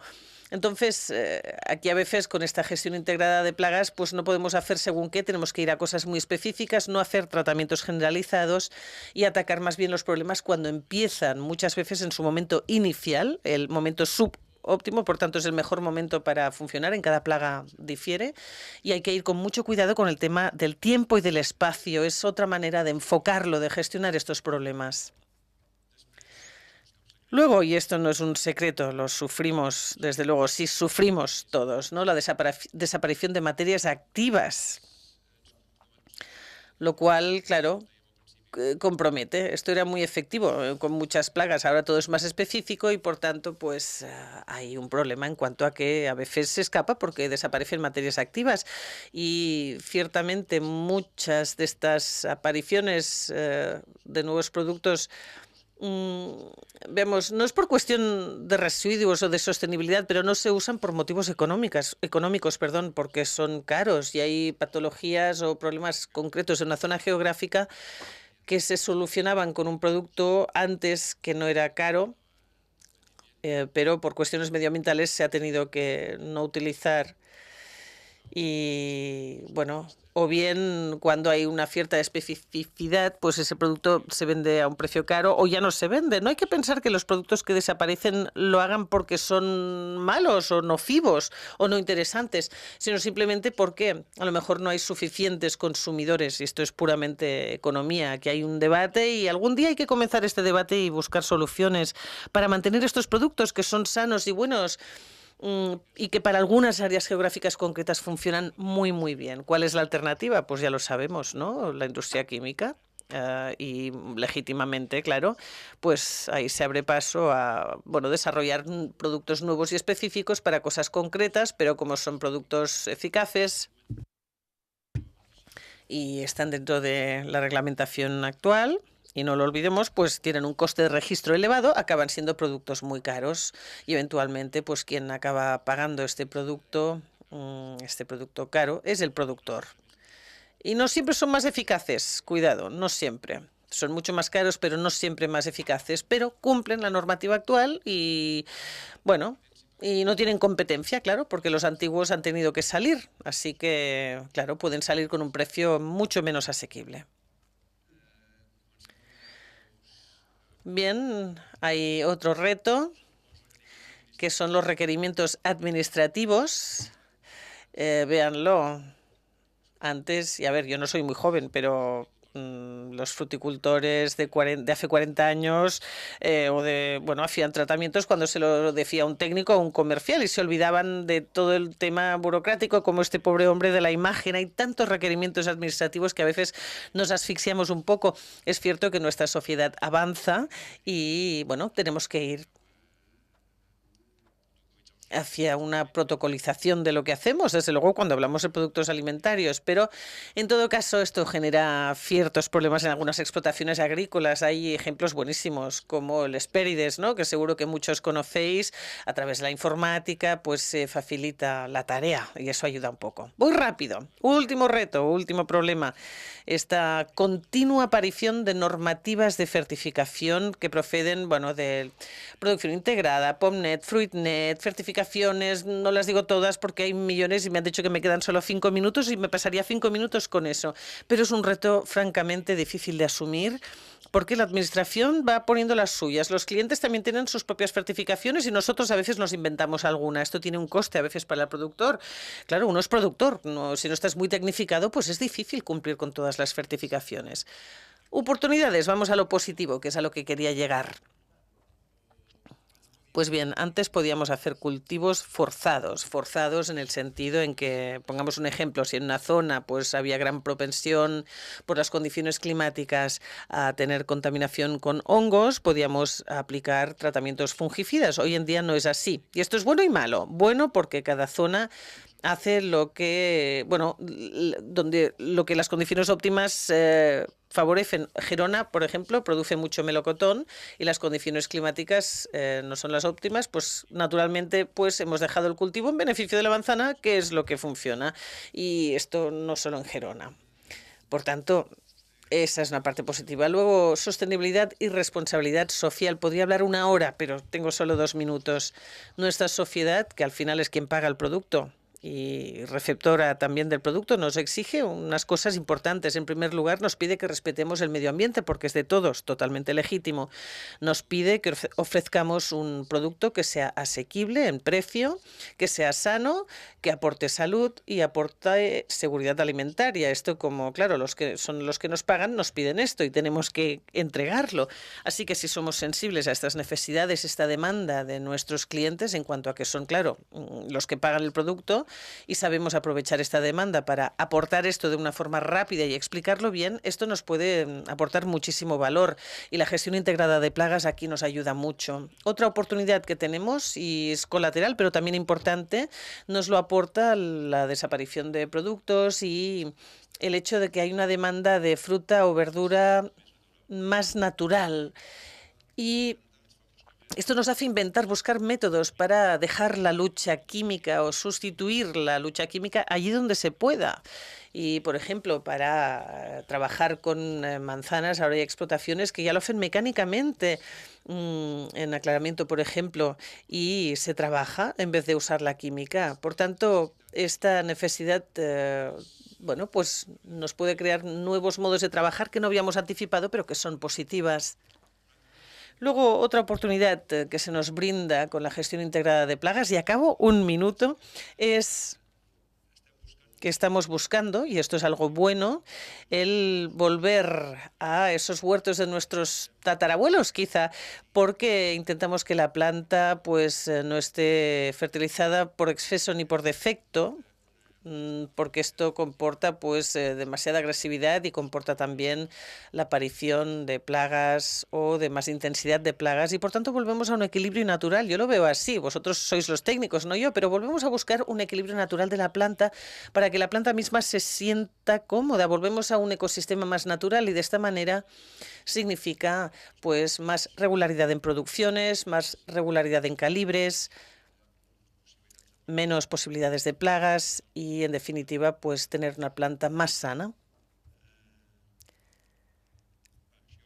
Y esto ya se ha comentado, las ventajas de la gestión integrada de plagas para el consumidor. Pues vamos ya a otra dimensión. Hablamos de seguridad alimentaria, correcto, seguridad alimentaria se le presupone, pero es que ahora vamos ya a un tipo de producción que contribuye valores a los consumidores, no valores nutritivos o nutricionales, que los tiene, sino valores de emotividad, momentos de consumo, mejora de la salud, y esto, desde luego, es algo que no podríamos hacer si no hiciéramos una gestión integrada de plagas. Era un primer paso fundamental, pero a partir de aquí sí que podemos hablar de estas virtudes y todas estas cosas que se aportan al consumidor, que al final es quien nos paga. Y por último, la última oportunidad que quiero comentar, pues la diferenciación estratégica. Esto ya es más polémico, pero en fin, os daré mi visión. Estamos en una guerra con el tema de la modificación genética. Una administración dice una cosa, otra administración dice otra. Luego nuestros clientes vienen y dicen, no, de lo que han dicho, un 20%, un 3%, 3 productos que no pasen de tanto, este por ciento es un mercado de estos productos. Es un problema, lo sabemos, porque estos límites pueden comprometer nuestra producción, pero es que, a ver, tomémoslo en positivo. Esta limitación que nos dan, si somos hábiles y si somos activos para ir más deprisa de lo que nos pueda pedir según quién, nos dará unas diferencias estratégicas, unas ventajas competitivas respecto de otras zonas de producción o respecto de otros competidores en cuanto a pues cubrir todos los ámbitos. Así que vemos este límite, ¿no?, también de residuos, que no nos gusta a los productores, no nos gusta porque es que nos modifica o nos presiona demasiado nuestro modo de trabajar, pero hay que tomárselo casi como una oportunidad para poder trabajar mejor y ser mejor que la competencia y diferenciarnos. Conclusiones, para acabar resumiendo. Bueno, cierto, la gestión integrada de plagas nos aporta cambios, nos aporta problemas, retos, alguna vez la pérdida total o parcial de fruta de una parcela, esto es cierto, pero también aporta muchas oportunidades positivas para decir, señores, el mundo de la fruta, y no quiero mentar otro sector para que nadie se sienta mal, pero es decir, es un sector en el que podemos aportar más valor, más salud que muchos otros sectores de la alimentación. Y por ello, bueno, ¿por qué lo hacemos? Pues por esta niña. Queremos que los hijos lo coman y sean felices y contribuya valor, que es lo que ella quiere a través de nuestro trabajo. Gracias.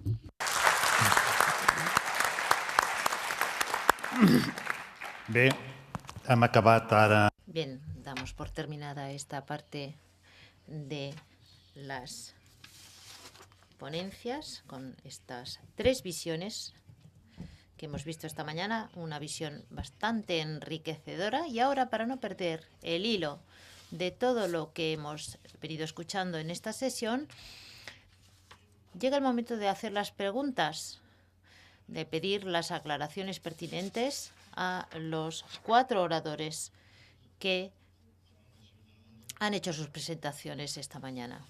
Ahora es el momento para las preguntas. Siento deciros que desde aquí no vemos gran cosa. Seguro que hay muchísimas manos levantadas, pero no lo podemos ver. Supongo también que hay un micrófono inalámbrico en la sala. Si alguien desea intervenir, hacer alguna pregunta, yo no lo puedo ver desde aquí. Sobre todo, especifiquen a quién va dirigida la pregunta, por favor. Podeu obrir el llum de la sala? Podeu obrir el llum de la sala? della chioma, dell'oliveto, la pianta esercita nei...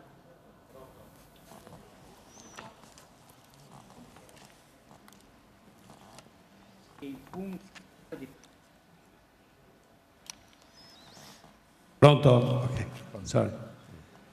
Okay, I'm Edison Pasqualini. I come from Italy, from Emilia Romagna. Vengo de Italia, de Emilia Romagna. Tengo una pregunta para Luis y para Jesús. Tenemos feromonas en Italia también, para Silvia Pomonella, pero hemos de utilizarlo mucho plaguicida. De 8 a 12 insecticidas cada año. Yo quiero saber si aquí es lo mismo, ¿no?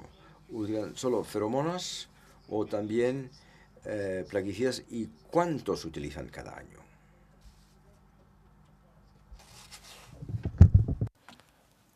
En el nostre cas, que fem confusió... Nosotros hacemos confusión en las parcelas normales donde habitualmente no hay daños. Un tratamiento con un producto ovo herbicida o herbicida se aplica específico para Carpocapsa, pero también hay plantaciones en las que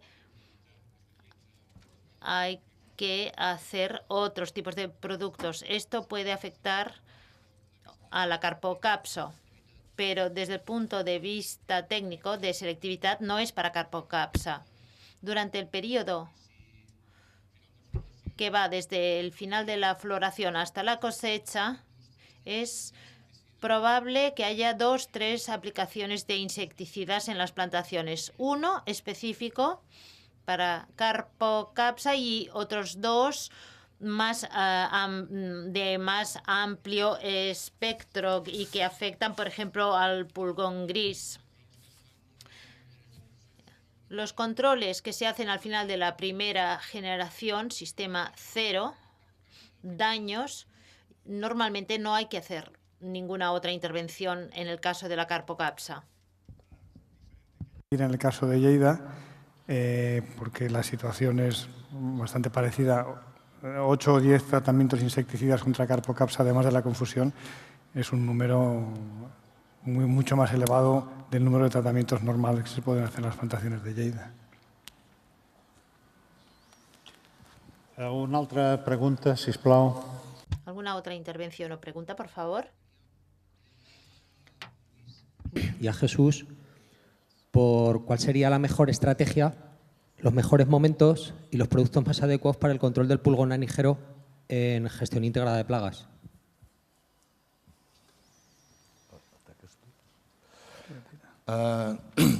Nuestra experiencia con el pulgón lanígero es que si somos pacientes y realmente no tenemos que utilizar otros insecticidas durante el verano, Acinus mali coloniza bastante bien las plantaciones y es posible no tener ni que tratar. En caso de que haya que tratar, lo normal que utiliza la gente, no hemos hecho ensayos específicos últimamente, sería utilizar clorpirifos.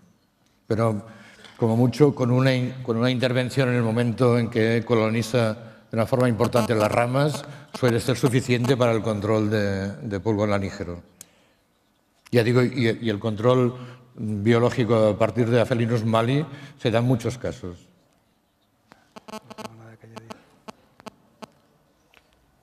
Alguna altra pregunta? Queda a la sala.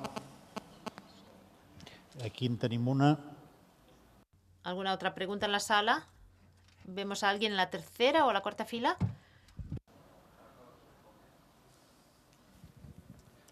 I'm Emilio Montesinos from the University of Girona. Emilio Montesinos.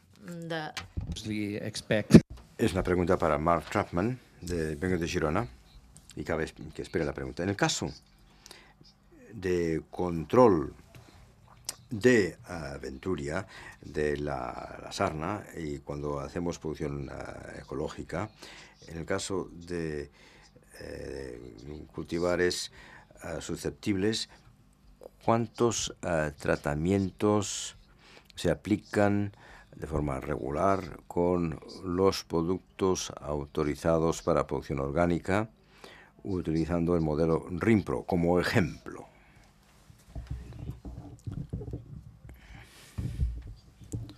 Micrófono, por favor. Sí, bueno.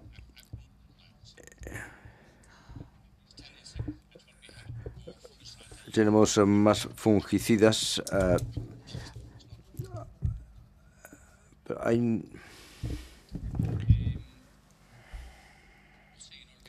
Yo decía los huertos ecológicos en el norte de Europa, 20 o 30 pulverizaciones contra la sarna y otras enfermedades. Yo creo que eso no tiene que ver con el modelo, sino más bien con el clima. Y cuando hablamos de ecológico orgánico, se habla con frecuencia de serie de límites temporales. Hay un problema con el micrófono del orador. Los intérpretes no escuchan bien. Hay un problema con el micrófono del orador. A veces no lo escuchamos.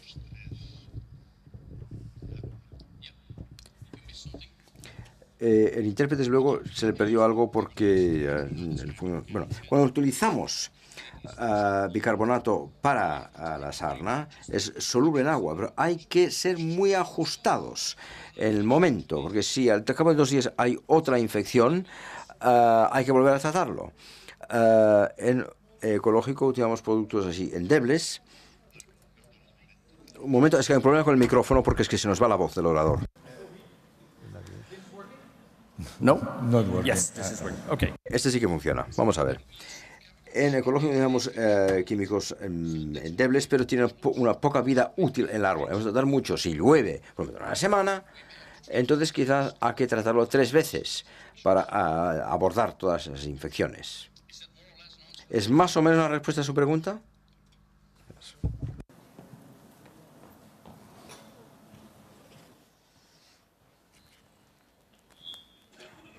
A la mitad de la sala de costat. Sí, a la mitad, a nuestro lado derecho.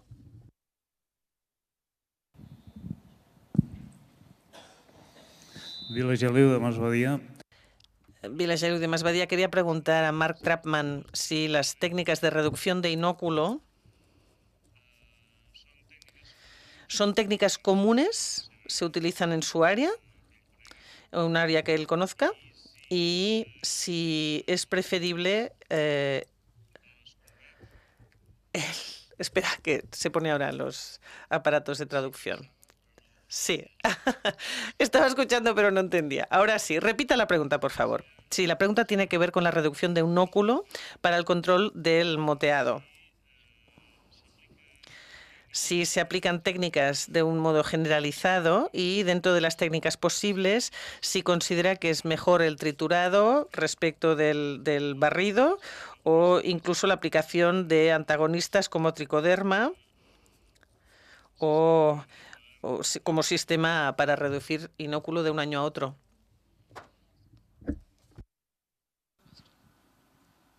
Okay.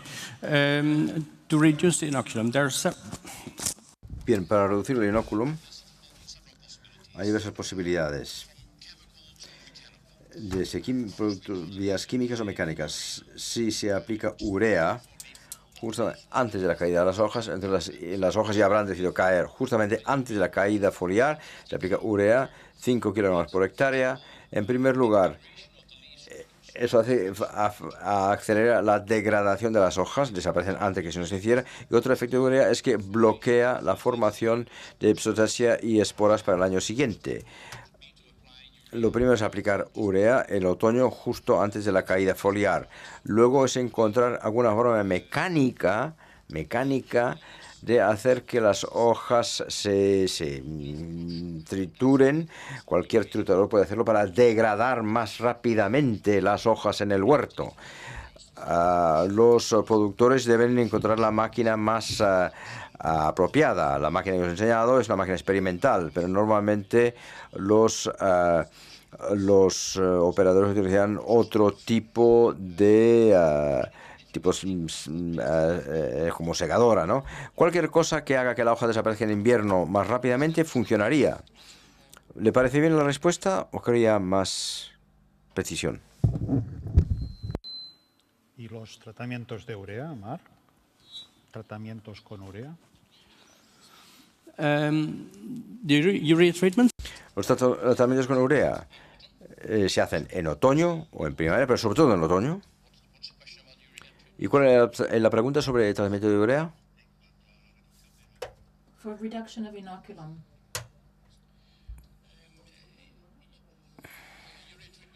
Los tratamientos de urea tienen 70% de efectividad, pero hay pruebas en todo el mundo, desde hace 50 años que se han hecho, con urea y otro material semejante, que reducen el inoculum para el año siguiente. Esto, para la campaña siguiente, eso funciona. En mi experiencia, si se hacen ensayos, deben ser a gran escala.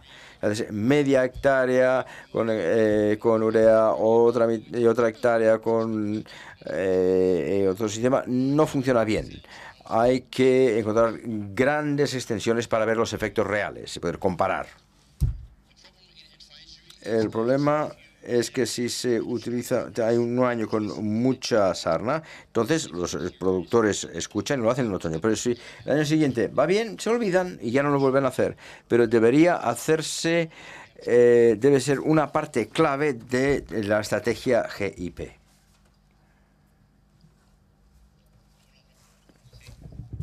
Sí, Pere ¿Más preguntas? Pere Vilardell. Tenemos experiencia de que años con infecciones graves de moteado le siguen otros sin infecciones graves de moteado. ¿Hay alguna, o podría ampliar un poco las condiciones de invierno que condicionan este resultado?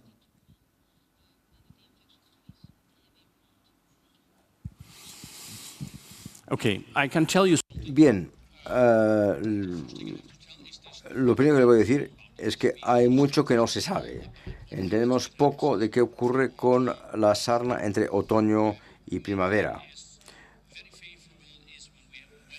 Cuando hay inviernos húmedos, pero digamos que no son muy rígidos, muy duros, entonces eso crea muchas más ascosporas en primavera que si hay un invierno seco. La primera parte del invierno es importante. Cuando caen las hojas al suelo, necesitan temperatura y humedad para iniciar la maduración y la formación que luego convierte esporas. Si hay un otoño muy húmedo, cabe esperar más esporas que si es un otoño seco. Pero la última parte del invierno, si en la última parte del invierno hay mucha más lluvia, entonces esto da una productividad más alta de Cercesia, pero no es algo que se pueda estimular, no sabemos lo suficiente.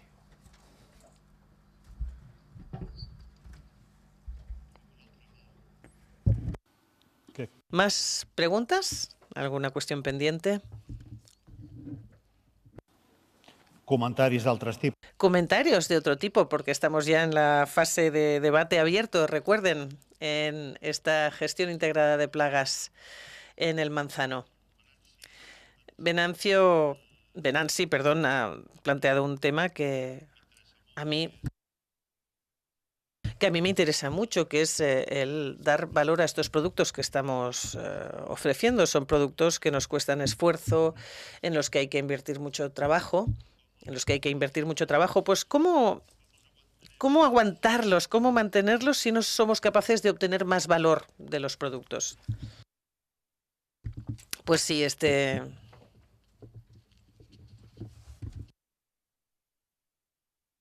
¿Me oyen? ¿Sí? Sí, sí. Pues bien, este es un debate que tenemos abierto en el grupo de manzana de Gerona, entre técnicos y comerciales. Yo os daré mi versión. Bien, tener una fruta más saludable es un valor innegable y eso hay que darle valor como sea. Pero claro, si analizamos un poco el momento de compra o quién tiene el poder de compra de la fruta, ¿no? Porque quien tiene el poder de compra de la fruta, en este caso de la manzana, es el jefe de compras de un supermercado, que al final es el prescriptor de lo que va a desear el consumidor, ¿no? De lo que acabará consumiendo el público final, lo queramos o no, es así. La única manera en que se consiga esto sin que sea así es posicionar una marca junto con los atributos, esto explicárselo al consumidor y que el consumidor sea el que está ahí exigiendo y comprando.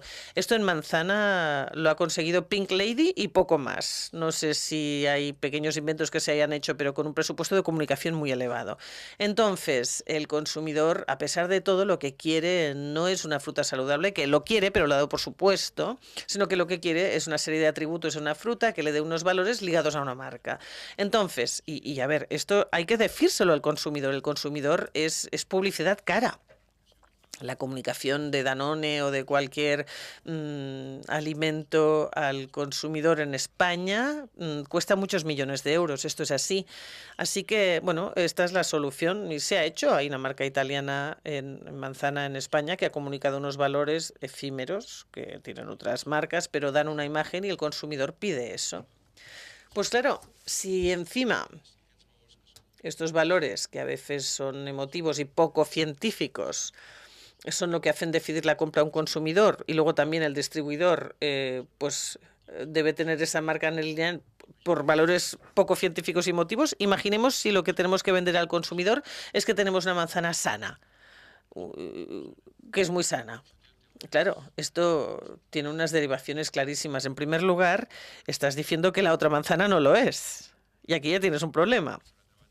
Y luego, no aporta, y ahora hablo como consumidor, no me aporta lo que yo quisiera, y es que sea una manzana, pues, qué sé yo, que venga pues vinculada a un momento de consumo, a mi edad, a mi situación deportiva o a mi salud precaria, por ejemplo. Entonces, esto no lo aporta. Descartando pues esta línea de comunicación con el consumidor de unos valores ligados a una marca, que esto es inviable económicamente, solo tenemos un camino, que el camino ¿cuál es? Pasa más desapercibido mediáticamente hablando, pero es muy efectivo. Es lo que estamos haciendo en Poma de Girona. Explicar a los prescriptores del consumo de fruta, que son, como he dicho, los que comercializan en medio, los jefes de compra de supermercados, de mercado central, etcétera, pues a ellos les explicamos los valores de la fruta. ¿Cómo se explica? Bueno, no es cuestión de mucho dinero, sino que es cuestión de que los comerciales, las personas que contactan, expliquen la fruta, digan que no van a tener problemas, porque esto es lo que quieren, una fruta que da una seguridad, y luego, bueno, que les va a aportar una regularidad también en el tipo de gusto, de sabor y en el tipo de consumo, para que el consumidor esté contento. Esta es la publicidad que hacemos en Poma de Girona. Y Poma de Girona, como es una entidad que no es muy grande, como puede ser la multinacional de alimentación, pues lo que hacemos es una comunicación dirigida a los prescriptores. Esta palabra la repito, es muy importante, a los prescriptores de consumo de fruta, que son los distribuidores.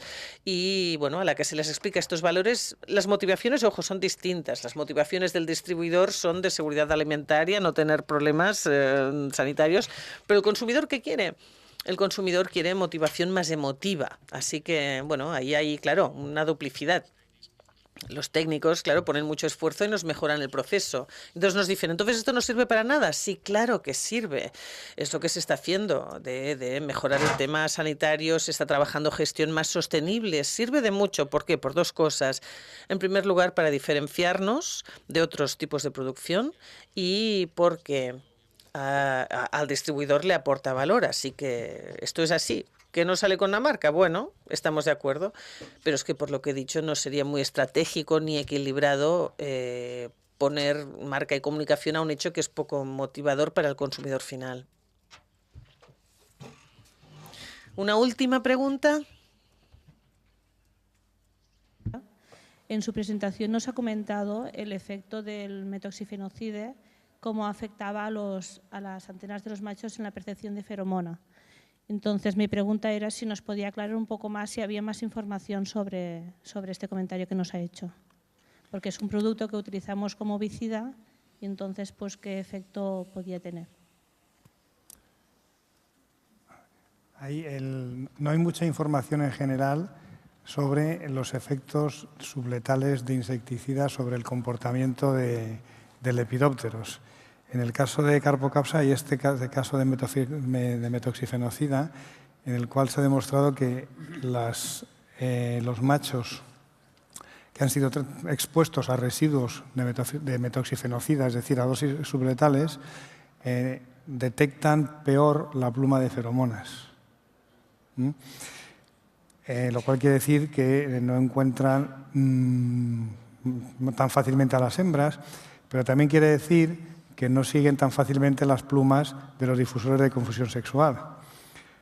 Y traigo esta colación porque el que pase una cosa u otra influye de manera diferente según confusión funcione por competencia o por no competencia. En el caso de que no funcione por no competencia, si el macho es incapaz de seguir la pluma, tanto de la hembra como del difusor, nos da lo mismo. En el fondo, el efecto es el mismo. En el caso de que funcione por competencia, no nos da lo mismo, porque sí que queremos que el macho siga las plumas de las falsas hembras, de los emisores. ¿Hasta qué punto este hecho que se ha demostrado en laboratorio, en el caso que yo mostraba en la diapositiva, era la respuesta de las antenas en el electroentelograma o en túnel de viento, se puede reflejar en un fallo de control de confusión sexual en campo? Pues es uno de los aspectos que queremos explorar en esta tesis doctoral que antes he mencionado. Porque hay poca información, pero es suficientemente animadora como para pensar que es un campo que debemos explorar. Muy bien, pues estamos ya en la parte final de esta mesa de debate de la sesión de Manzano. Y como pequeño resumen de esta sesión, esta primera sesión, podemos decir que el modelo que ha escogido la organización para contemplar ponencias de tipo científico, tipo técnico y de empresa, pues yo diría que es un acierto porque enriquece desde luego el diálogo entre todas las partes implicadas. Y resumiendo un poco, pues las dos ponencias, Carpocapsa, por una parte, como se ha dicho, es una plaga clave, estratégica en Manzano. El control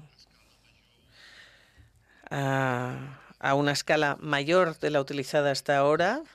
Cuando se trabajaba a nivel de parcela, pues seguro que es la dirección en la que tenemos que ir y tiene que ir vinculado con servicios técnicos, con asesores y hay que hacer, por tanto, un redimensionamiento de esta forma de trabajar. Y hay que decir también que la confusión sexual es eficaz a escala media y a gran escala. Hay una necesidad de nuevos métodos de estimación de poblaciones. Hay que actualizarlo o hay que replantear. Y en cuanto a moteado, pues a mí me ha gustado mucho el título que le ha dado Mark Trapman a su presentación, porque él habla de un control de precisión y efectivamente yo creo que esta es la palabra clave en el control correcto del moteado, esa precisión en las actuaciones. Se ha hablado pues de que es la principal patología del manzano y que hay que reducir esto y el número de tratamientos, claro, desde el punto de vista medioambiental y también en cuanto a los residuos que se generarían, también hay que reducir. Finalmente, pues se ha hablado en cuanto a que es necesario tener sistemas de ayuda a la decisión y bueno, que en un futuro inmediato habrá datos más potentes para estos sistemas y entonces todo será más válido. Y por último, pues la aportación que ha sido una reflexión, la del valor de todo, ¿no? Y quizá para conseguir que las cosas lleguen a un final positivo, pues hay que buscar el modo de darles valor, porque si no es así, el proceso es mucho más lento y más complicado. Muchísimas gracias a los 4. Ha sido un placer. Gracias a los participantes de la sesión y bueno, no ha habido más tiempo para establecer más diálogo, pero la tercera sesión seguro que nos dará más tiempo. Muchísimas gracias a ustedes también, a los asistentes. Gracias por estar aquí.